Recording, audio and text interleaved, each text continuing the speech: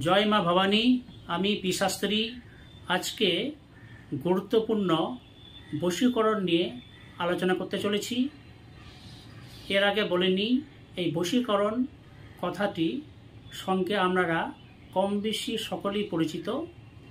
এই বশীকরণ হাজার বছরের মহিষীগণ তাদের কঠোর তন্ত্র সাধনার মাধ্যমে শাস্ত্রে এই বশীকরণের কথা উল্লেখ করে গেছেন।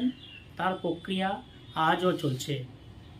তবে তীব্র বশীকরণ, যেমন স্বামী স্ত্রী কলহটা এমন পর্যায়ে গিয়েছে যে ডিভোর্সের পর্যায়ে চলে গেছে, সেই ধরনের বশীকরণ করে তাদের সংসারটাকে সুন্দরভাবে আবার এক করে দেওয়া যায়।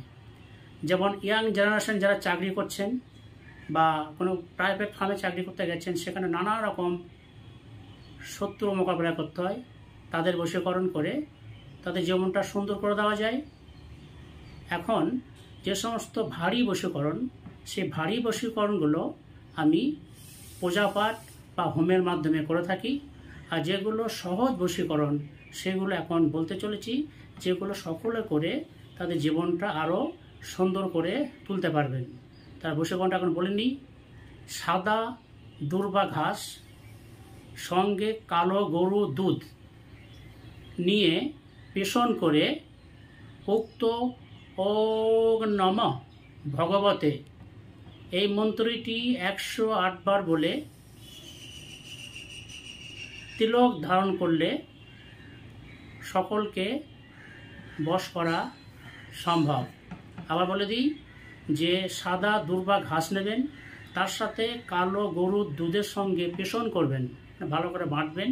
বাটার পরে উক্ত মন্ত্র, যেমন ওং নমঃ ভগবতে 108 বার অভিমন্ত্রিত করে কপালে বা শরীরের মধ্যে প্রলেপ লাগালে সকলকে বশে রাখা সম্ভব।